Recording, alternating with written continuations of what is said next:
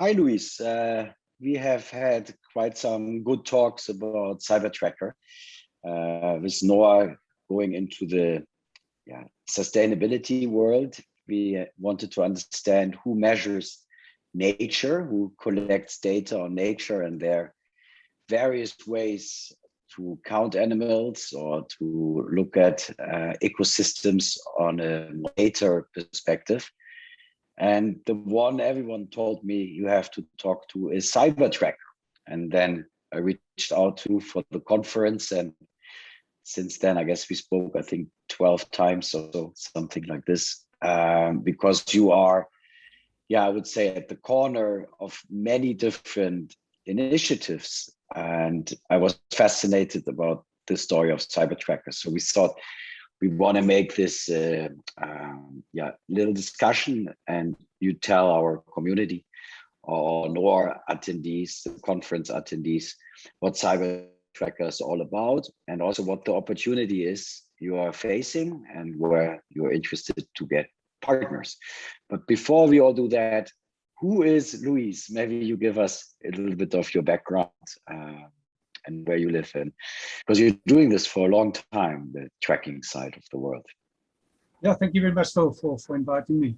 I'm based in Cape Town. I'm born and bred in Cape Town, but I've always had this fascination with the Kalahari and the indigenous Kalahari San trackers. And the core interest was how did the human mind evolve the ability to do physics and mathematics? And that was the topic of my first book. And the interesting implication of that is that if the art of tracking is the origin of scientific thinking, that also means that we can employ indigenous trackers to do scientific monitoring and scientific research.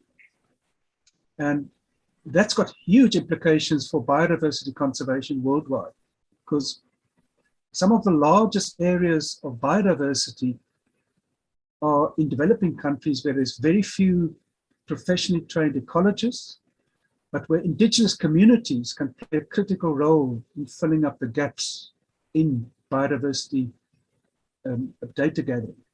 So one of the key problems that we face is that your best trackers often cannot read or write.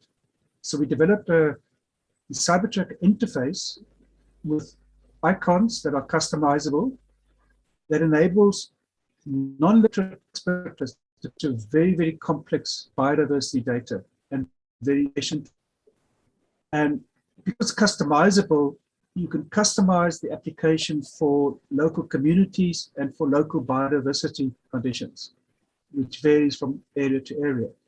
So that was the first breakthrough, is the ability for non-literate expert trackers within communities to capture complex data. The next step is to make it easy to view the data, because people don't want to capture data and it goes into the ether and they never see the data. For people to be motivated to capture data, they need to be able to view it themselves immediately. So CyberTracker has a very simple mapping view, so they can click on the dots, and when they click on the dot, the icons actually appear on the side. So even non-literate trackers can read the map and check that the observations are correct. They can discuss it with other members in the community. And that's also quite an important feature. So we pretty much refined the ability of individual trackers within communities to capture data and to view the data. However, because it's been desktop-based, and until recently, most of the community didn't have internet connection, the data all in these little silos of laptops and desktops distributed all over the world, so it's not being shared widely. But now we've got increasingly throughout Africa and other parts of the world, we are starting to get cell phone networks, and now with, for example, SpaceX, the Starlink, theoretically, we would be able to have broadband internet globally, even in remote areas. Now that's a new opportunity for us, because now we could develop, we're now in the process of developing a CyberTracker online solution that will enable us to connect with communities in remote areas. All they need is a smartphone. And many of them are already used to smartphones. They use it on a day-to-day basis with WhatsApp and whatever. So immediately, that reduces the chances of things going wrong. I mean, I personally go into the field to work with them on the ground, and that's part of our research and development. It's important for me to immerse myself in the community to really understand what are the problems we need to overcome, how do you motivate them. You can't sit in an office in a city and conceptualize a project for indigenous communities if you don't understand the local conditions, both socioeconomic, political conditions, a whole range of cultural conditions that you need to sort of account for the project to succeed. But the other project, for example, in Australia, we have the Nailsma project that's been very, very successful. In fact, it's one of the biggest indigenous projects using CyberTracker anywhere in the world. And that was generously sponsored by the Australian government wildlife services. So they've got indigenous Aboriginal communities throughout the Australian continent using CyberTracker as part of their land management, gathering data. And we, apart from providing them with technical support and say developing new features of the software when they need it, for example, for when they have indigenous burning practices, we developed a special feature for them. Other than that, they run it themselves. And in that way, the project sort of replicates itself. We only have to show by example what can be done, and then many other projects will then follow our lead at very little cost to ourselves. And that's actually a very efficient way for CyberTracker to spread worldwide. What is the data CyberTracker is collecting? Well, it's a whole range. Like, for example, the Kruger Park, they developed a very sophisticated application to cover a whole range of needs. In other parts of Africa, it depends from to park what their specific needs are. In some cases, they may focus on particular species. Other cases, they may, the range of data that they gather is actually enormously diverse, from conservation management through to anti-poaching, through to research. So each division in a park. And no, I mean, this data, the data you bring, normally they would record it themselves through camera trappings and other types of sometimes airborne sensors.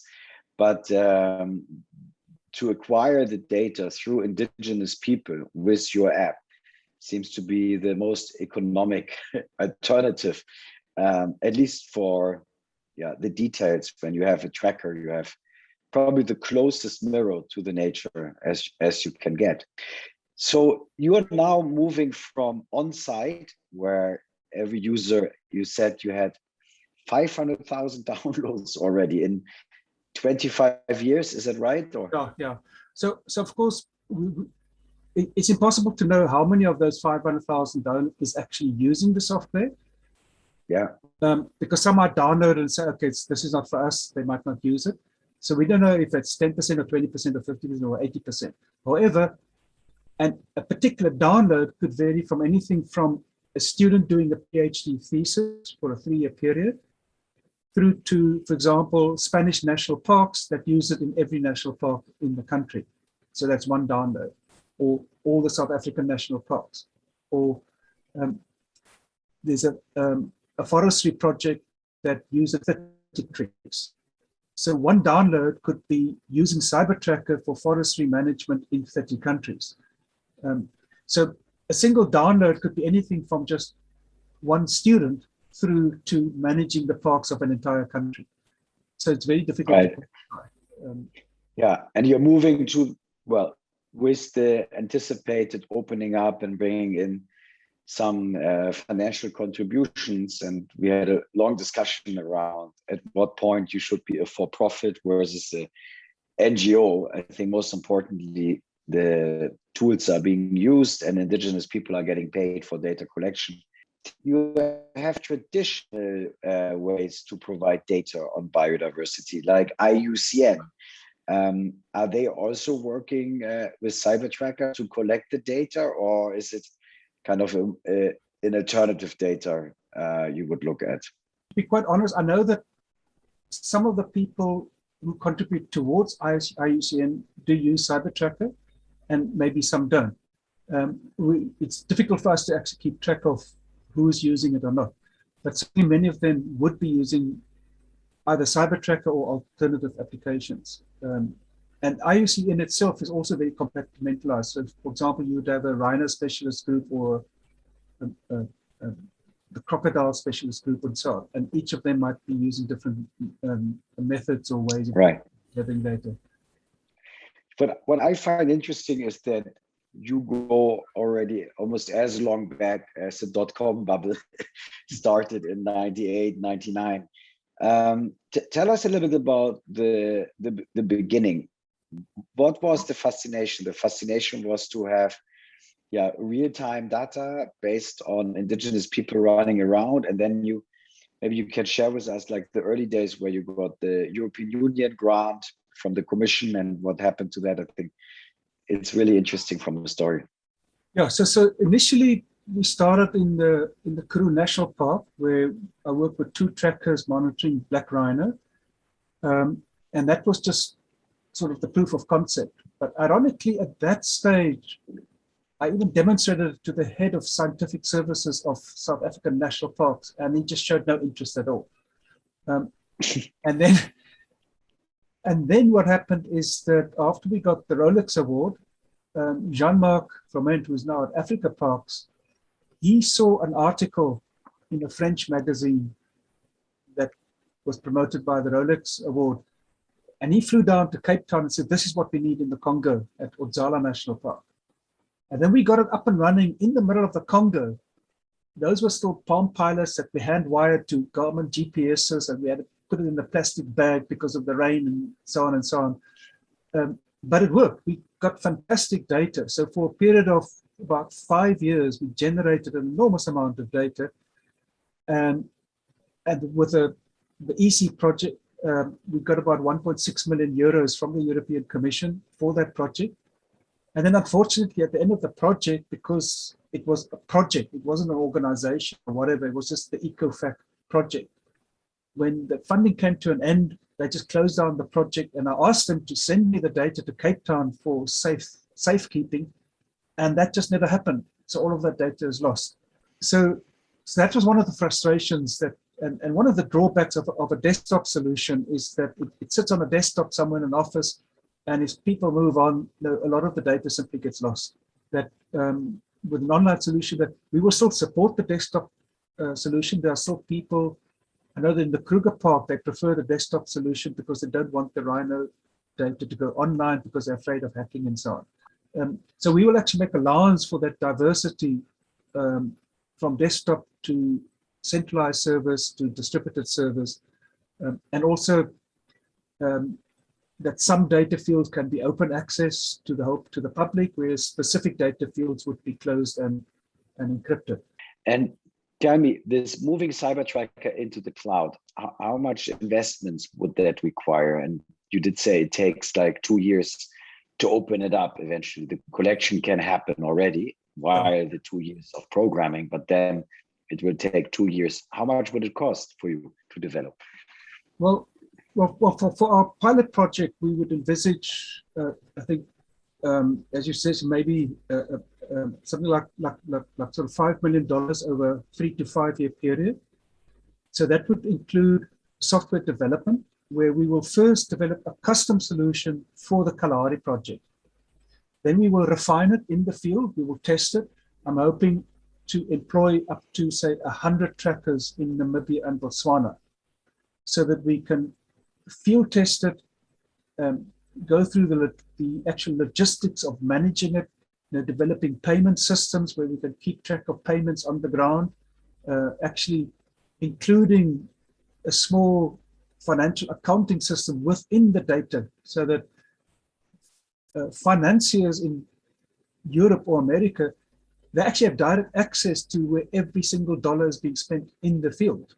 And very important, as we know from the forest projects, like the distribution to the communities of REDD Plus proceeds have been ranging anywhere between 4% and 50% headline number. But if you actually look at the latest report, which was published by the Norwegians, only a small fraction arrives. And paying out this last mile, if you make this like for the person who actually did the work, receives the considerations.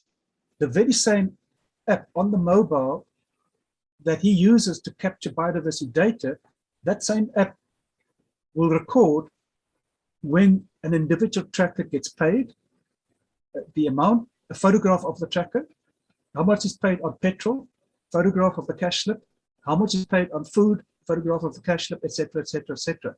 So you can break it down to every last dollar expense right in the field where the work is being done.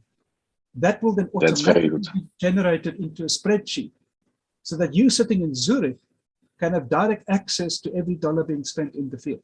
So that is part of that vision. Because I found in the past so many times that with NGOs, a huge chunk of the money goes towards financing the NGO. And very little money actually gets down onto the ground where the real work needs to be done. And I think that's one of the key problems in sustaining this type of project. It has to be a result-driven work. I mean, I got a bit suspicious as you have thousands of NGOs protecting the same animal. I mean, if they would be serious about it, they would just call each other and say, why don't we team up for the rhino or the tiger? Or exactly, yeah. We have lots of different organizations doing the same. And that I didn't understand. What I do know, though, is that we need data.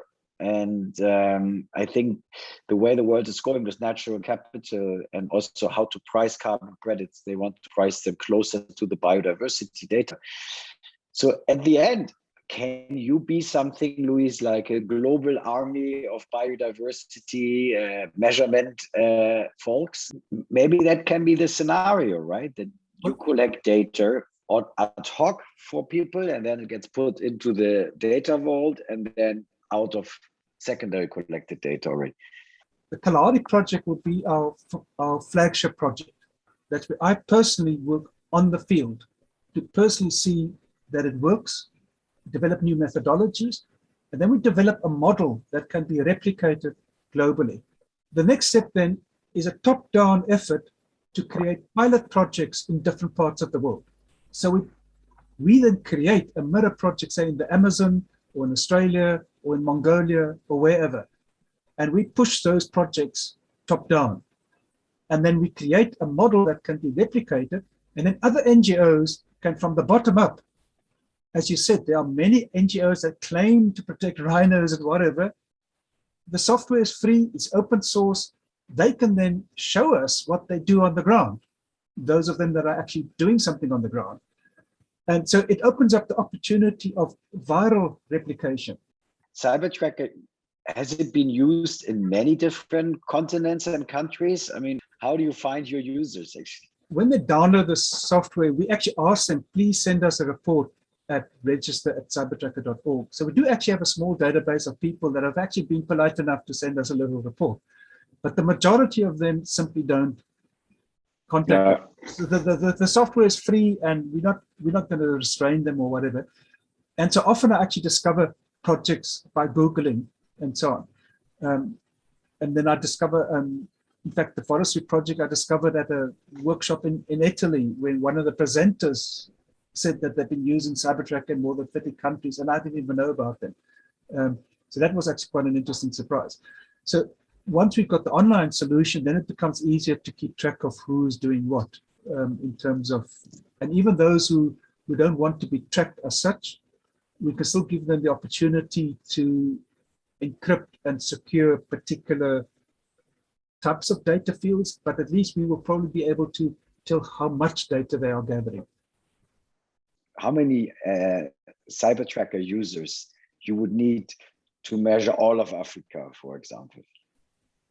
Well, to be honest, that we will only be able to establish once we've run the full pilot project in the Kalahari.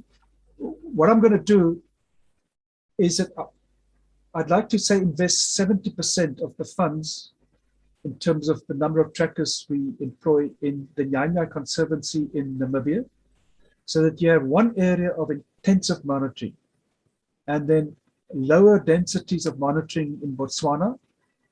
And then you can actually then do a statistical analysis and see what is the optimum number of trackers to cover a particular area.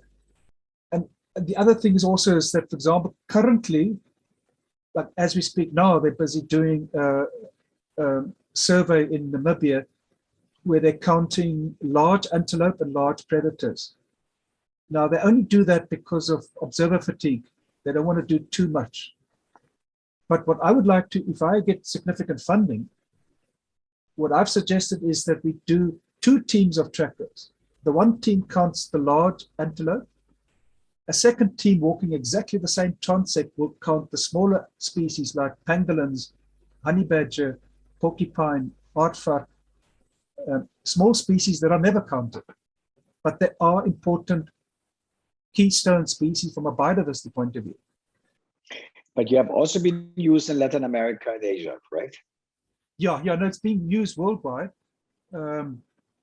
Even with the CyberTracker Smart and CyberTracker Earth Ranger partnerships, it's being implemented in protected areas worldwide. That's very interesting because you partnered with the number 2 top, let's call it conservation app providers, Smart Conservation and Earth Ranger. Smart Conservation is like a group of various different NGOs, and Earth Ranger comes from Vulcan, from Paul Allen, one of the Microsoft founders. So how does that work? They basically use your technology as part of theirs to measure animal or biodiversity abundance? Well, essentially, because of our 25-year experience, we have a much better understanding of developing applications that can run on different smartphones, different operating systems. So we've got a very deep experience in that field. So, for example, the partnership with the Smart is that we developed the mobile handheld application side of the software, and then they developed the back-end map visualization side of the software. And the same with Earth Ranger. So Earth Ranger, they've got very sophisticated mapping, real-time mapping for anti-poaching, sort of counter-poaching operations, where they can direct teams in real time. And then they use CyberTracker to gather the data in real time in the field. So our whole approach is that we don't try to do everything ourselves. We specialize in what we are best at, and then we partner with other solutions to make the best of what they are the best at, and by having collaboration of different partnerships, you get the best overall result. And when you have any competitors in the market or other firms who try to do what you do, I mean, there's this GBF, which is like in the group of scientists coming together, uploading sometimes. Have you come across other initiatives? Yeah, look, there's a whole range of initiatives. For example, there's iNaturalist, which are very effective for citizen science. What they are very good at is for citizens to gather very simple data, but not very complex data. So they can gather millions of data points, but it's very simple. Where CyberTracker is different, for example, there's one citizen science project in Australia that have used CyberTracker for more than 20 years. And they were able to do that because CyberTracker is backwardly compatible from the Palm Pilot through Windows Mobile, through Windows this, and through Android, and now also the Apple iPhone. So you can use the same application on all those hardware units over a 20-year period. They don't have to update the application. They just buy the new hardware unit and they use it. The same application that they customized 20 years ago still runs on the new hardware. And in that sense, CyberTracker is quite unique. Very unique. But the one thing where we are unique is the icon interface, by the way. Various people have tried to copy it, but they don't quite get it right. So there's this one group of people, I'm not going to mention them, They even won major awards, and there was TEDx and whatever. They got a major tech award for using their icon interface for indigenous communities in Africa, in the Congo. And now it turns out that non-literate people can't actually use their software because it's too confusing. And I find it confusing. So they tried to copy the idea of using icons, but there are finer points like how you design the screen system so that it has a certain hierarchy that indigenous people can understand. So yes, there's been people who tried to copy CyberTracker, but they've simply failed. So in that sense, we still, in terms of indigenous communities, I think, as far as I know, we're still the only app that is actually practical and useful in the field. So basically, you're going to raise some money and you're going to scale your solution and then provide important data at scale on biodiversity and ecosystem healthiness. Yes, that's the plan. And you have been supported so far by like some families and foundations from all over the world? Most of my research in the Kalahari until about 5 years ago, I've been doing at my own expense because I haven't had any funding for it. So I'd do consulting work elsewhere, and I use my savings to go to the Kalahari. Then about 5 years ago, the Friedrich Mulder Foundation, it's a small family foundation in London, have started supporting me, and very generous. So it's given me the freedom, but just me as an individual, go up with my Land Cruiser and work with small teams of trackers. And that's given me an enormous boost to really get things done. But because it's a small family foundation, there's only so much they can give me.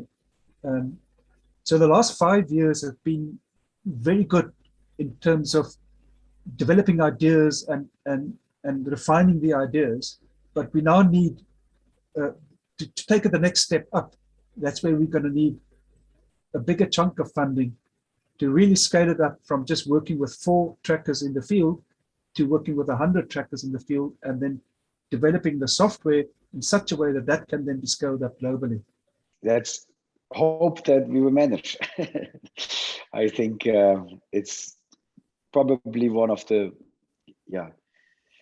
more impactful projects in sustainability I've seen. I mean, you can't have a more direct impact to collect data which doesn't exist on preserving nature, and you empower the ones who you want to partner with long term to do this preservation job. I think what I could also point out is that I think CyberTracker has been incredibly cost effective. If you consider that over the last 20 years, the core CyberTracker was just 2 individuals working from home.